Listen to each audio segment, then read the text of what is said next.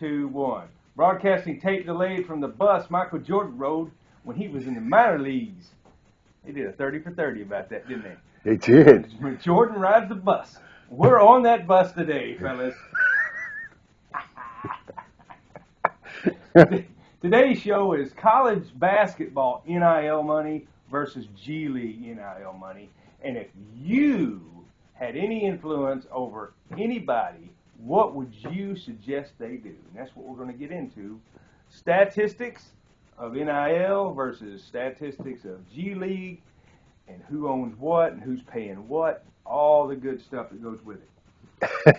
So anyway, you're a good high school basketball player. Yeah. Good. I mean, good enough to go to a D1 school, possibly be in the NBA. Right. Would you play college basketball for NIL money or go straight to the G League? Because they're taking 18-year-olds in the G League. Oh, yeah. And the NBA has this rule where you can't go in the NBA till you're 20. Right. Something like that. Right. Which is communism. But hey, whatever. I mean, You're good enough to play, you're good enough to play. If you're coming straight out of high school, unless you're Kobe Bryant, Kevin Garnett, you shouldn't be going, right, you shouldn't be going to the NBA anyway, right? And I remember even when they came out, I remember people were like, what are the Lakers doing trading for this kid, Kobe Bryant? They traded away Vlade Divac. Are you crazy? Are you crazy, Lakers? And then the rest was history. We already have Eddie Jones. Okay. Eddie Jones. Okay. In these people's defense, how many teams have whiffed? Yeah, that's true. Okay? That is true. Okay. A lot. Yeah. Okay. More than have not. You've got 3 superstars versus 80 swinging misses. Yeah, that's true. Yeah, that's true. All right. But Kobe was great. I'll admit, Kobe was great. All right, we'll go with that. All right, so anyway, just some major college basketball teams out there. UNC, UConn, Ohio State. These are some of your high-profile colleges. Yeah. The NBA has 30 teams. Mm-hmm. And they own or operate a G League affiliate team, right? So these G League teams have deep pockets. Their owners have deep pockets, right? So you would think G League would be up there, You're paying lots of money to these players, filling arenas and all that stuff. Well, let's go through some of this stuff. This is some of their affiliates and some of their attendance, Let's face it. The Texas Legends, which are in Frisco, Texas, I don't even know where that's at, they're the Dallas Mavericks affiliate. Their average attendance per game is 5,840. These are 2023 stats. So 5,000. 5,840. Okay. The Iowa Wolves, which are Des Moines, Iowa, Minnesota Timberwolves, 4,148. Just go to the Toronto Raptors, they call the Raptors 905. That's like a road. We're on the 905. I don't know. I don't know how to pronounce this. Mississauga, Ontario. Their attendance is 3,691 average. How much you want to bet out of that 3,000? Half of them are like tickets they done gave away to their cousins, their aunts and uncles. Yeah. Come see me. It's like it's like a kid at a school play. Nobody wants to be there, but they gotta support the kid. Gotta go. So hey, you gotta go. So they probably have a bunch of family, man. Most of them probably free tickets. They probably not making any money off. There's a team in Mexico City. I don't know why that's even on this list. I found it on the internet. What does that mean? Wait, there's one in Mexico? Yeah, but it's not affiliated. Really? Yeah, it's like a Bush League team, I guess. I don't know what it is. It's on the list. Anyway, these are just the top 10. I'd hate to see what their way down the list is. And the 10th team on this list, number 10, is the G League Ignite. Anyway, by the way, G League stands for Gatorade League. It took me a long time to figure that out. Yes. I did not know that. I found that out somewhere, that it was stood for Gatorade League, because they needed a sponsor. Remember when it used to be the D League? No. Yeah, it used to be, when it first started, it was called the D League, the Developmental League. I did not know that. Yeah. You bringing history to me. Yeah. You know, useless stuff. That's what we're on YouTube for. So, useless information. What the Lakers? What city are they from? What city is their G League team? Do you know? They're in L.A. They're in L.A. Yeah, several teams have their team basically in their same city, and the Lakers are one of them. You know. Do I know? You know. Okay. First of all, you know Bronny. Yeah. Is doing the half and half. I didn't know. You know, he plays. He plays some Laker games. Yeah. When they're at home, he rarely travels with them, and the rest of the time he plays in the G League. Yeah, right? So they're in the same city, so right. It makes sense. So you know, for the holidays, some cheap ass father is gonna literally be like, you know what? I'm not paying $250 for a ticket to see the Lakers. For this boy that doesn't even hardly like sports, you know what I'm gonna do?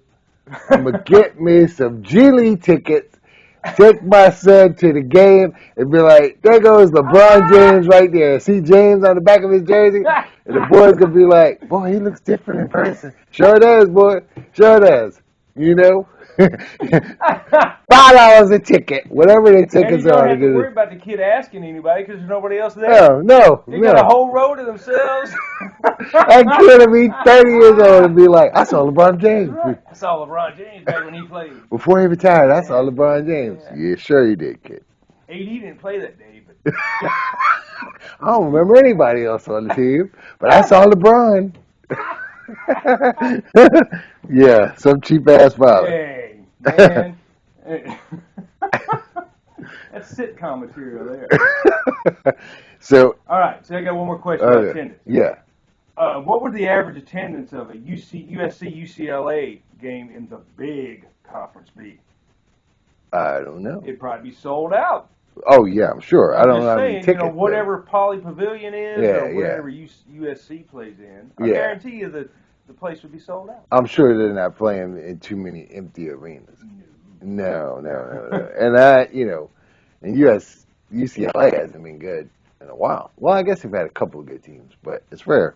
So, not like back in the day when they used to kill people all the time. So, anyway, what do you got next? Well, I got about pay in the G League.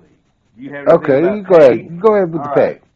The average pay for the G League, and there's no sliding scale. There's no contract. Yeah. It's just a straight up $40,500 a year. So. $45,000. $40,500. 40. So the top. So their starting five are getting paid $202,000 for the starting five. So basically, what you're saying is a year, yeah. What I'm saying, Joe, the manager at the Walmart, could literally be like, oh, y'all broke asses in the G League. I'm making bank. I'm making bank compared to you. Basically, Joe, for the manager at the Walmart, is like, I make more money. So what you're saying is, if you had influence over your youngster that you took to the G League game, when he grows up, he's good enough to play at, say, UNC, whatever other high-profile college, UCLA, whatever. You'd rather him go to college and play than the G League. Oh yeah, the G League. Okay, this is from what I found. Okay, right. The G League is basically, if you can't play anymore, or you're borderline, we don't really want you, but you still want to keep playing, and we know you want to play, then come on over here and play in the G League. You get a little change in your pocket. A little. Look. Get enough to pay your bills. Yeah. But God knows, if you're playing for the LA team and you make $45,000, you're not living in LA. Yeah, you're living in some hostel down the street. I don't know what you're gonna be living in LA with 45,000. I mean, you're living on the street. You're living on the street. It's not good. You know, I mean, but here's what I did find. Okay. I'm just gonna solidify it. So, a lot of people, most players, right? You know, I mean, most people aren't good enough to even, you know, be considered by an NBA team if you're coming straight out of college. I mean, coming straight out of high school. But there are a lot of players who go from college to the G League, and those players, you know, if you're going to the G League and you're coming from college, you're barely hanging on. You're not going to make it. Right. They're basically like just extending time, right? But I will say, I'll give you a few other facts for the G League, okay? So the $40,000 is a base.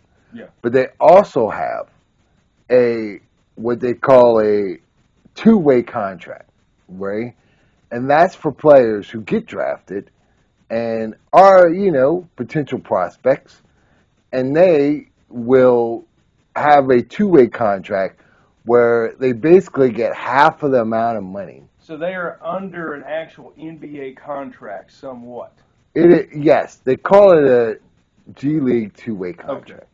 And they basically get half of the money of a minimum contract for a rookie. Okay. Right? And that comes out to be $578,000. So that's not bad. You're definitely not broke. That's actually a lot of money. Yeah. I mean, look, there are a lot of people who will literally be like, I'll take $578,000. Now, I'll take that. Yeah, I would take that. Right. Somebody want to pay me $578,000 to do a job playing basketball? You know, hey. I'll dress up in his suit and go out there jumping around at halftime. Be like, Kobe. That's right. I'll do it. But, you know, so that's the big one, right? You know, that's like, you know, you're playing half of your games but you're also playing in the NBA. So basically, they draft you to play in the NBA, but they realize. So Bronny would be an example of somebody that's on one of these contracts. Bronny is technically a two-way player. Yeah. But let me tell you what happens when you're the son of the greatest. One of the greatest players. I can just guess what it would be, but fill us in. So Bronny is the exception. Technically, he's playing the two-way G League, you know, way. Yeah.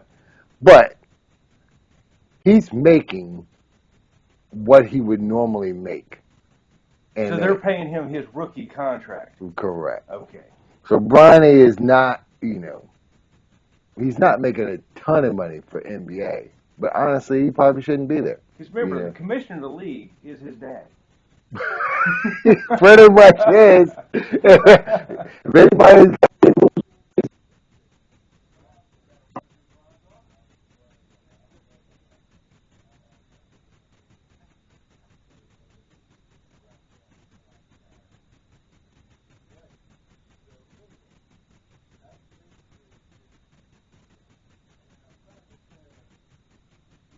which we basically told you guys, in the G League. You're just not. So we're on the cusp, and when they were out, people thought that person that person one is I want to make sure I got it right. Creighton. Okay. Creighton, whatever you want to call it.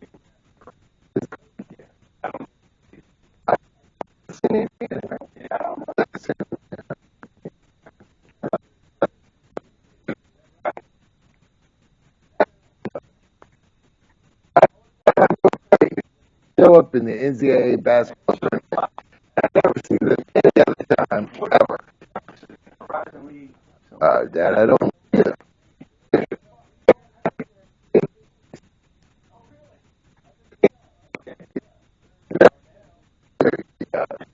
Everybody. Guys playing in the YMCA, we're playing in the Big East now. So they're almost extinct, basically. So anyway, no, the Big East actually has some good teams. They get to the tournament every year, and everybody downplays them. They're actually pretty good.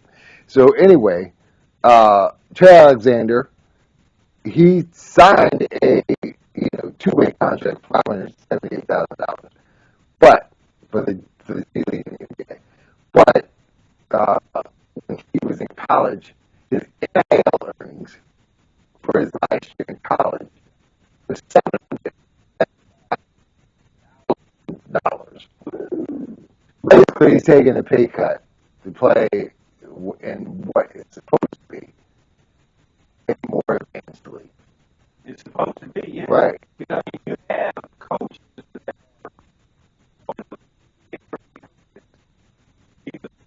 Right.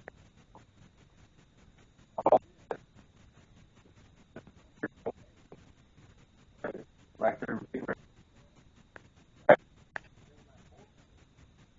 Was one of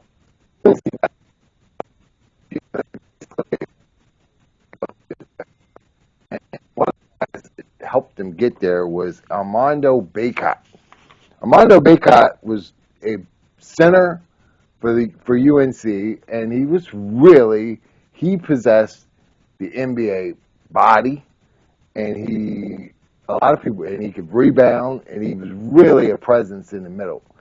But just like everybody else, he decided to come back because of the NIL money, and then his stock dropped, and then lo and behold, he did not get drafted because they only got two rounds in the NBA. If you don't make the first round, you're pretty much done.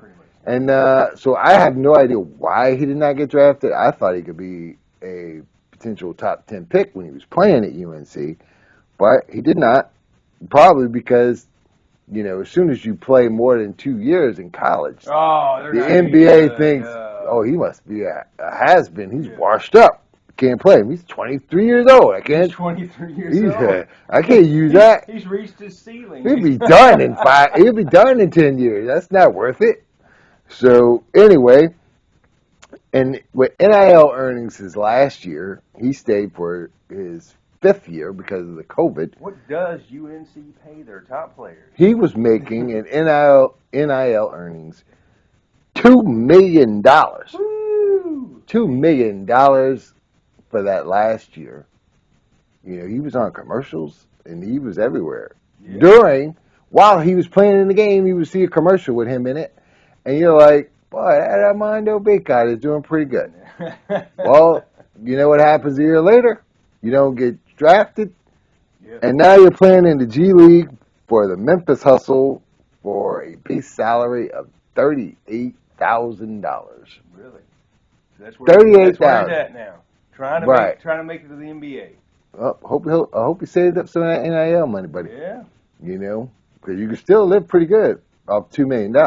You can live pretty good off $2 million. Well, before taxes. That's another show. We're doing another show about that. Anyway, so I did have a couple of things about travel. Travel in the G League versus travel in big-time college basketball. Oh, boy. This should be good. Go ahead. G League, they take buses and commercial flights. Big-time college basketball, chartered flights. Now, listen, here's a story. A good friend of mine named Tony Mercurio. He used to be a broadcaster for the Lady Monarchs. Anyway, and he would bring up this one every once in a while when, coaches come in there and recruiting, and we'll recruit your daughter to come play for our team. Yeah. Well, you got lower colleges that, their travel is like, we take buses a lot, commercial flights, whereas Pat Summit with Tennessee or Gino or Emma walk in, yes, we'll have your daughter home every night right after the game because we charter flights. That's where big-time college basketball is. Is it? We ain't taking commercial flights like, oh, man, a snowstorm. It got delayed for 2 days. We're stuck in an airport. Who knows where. Right. No, big-time college basketball. Big deal. Can you imagine, and of course it happens all the time, the lower-level college basketball teams, they have to travel, commercial. Yeah. Can you imagine being a 6'11" ball player stuck in coach. Yeah. Hey, scoot up. You're touching me. You know? How do you do that? I don't know how you do it. It ain't fun. I'll tell you that. It would seem like it would affect your team. And I'm 6 foot tall, and I'm not excited about when I get on a plane. No. You know, yeah. Anyway. So another question is, would you say that the starting five for John Calipari's Arkansas Razorbacks make a little more than $250,000 a year collectively? Right. I would think they would. So the question that we have that we started out with, based on what information we just gave you, if you had influence over a youngster who was going to go play basketball at a high level, would you say playing for UNC is better or playing for the Memphis Hustle? Get that money for the NIL. It's there. Take the NIL money, and all we have to do is look at one player that's currently playing for Duke, Cooper Flagg. Yes. Just signed. Just signed. I bet you he's making as much as they can possibly pay. Let me tell you how much Cooper Flagg. You know. I actually found that out. Most of this stuff is, Cooper Flagg. Non-grata. You can't find out what the NIL. Cooper Flagg, in his first year, NIL earnings, he's only been with Duke for a few months. He's 17, so he'll have to play 2 years. He's only been with Duke for a few months. Right now, he's currently estimated at a value for the NIL of $2.6 million. That's great. And he don't even have any commercials yet. Right. And he ain't even started balling yet for Duke. Yeah. Calendar year hasn't even changed. Once you get to the tournament, he's going to make a big money. Oh, he's going to be making big money. As long as he can stay healthy, keep playing, and he's playing at Duke. And he's playing at Duke. They did the glamour school when it comes to, so he's going to make some money. Big time money. Yeah. That's right. So there we are. We have just given our opinion and proved that big time college basketball is where you need to send your youngster. So remember, we want to close this show out with why we need a gazillion. You have to hit that subscribe and like button because we need a gazillion because we need to start coming up with some NIL money for Popcorn State. Good night, everybody. Goodbye, everybody. So long, everybody.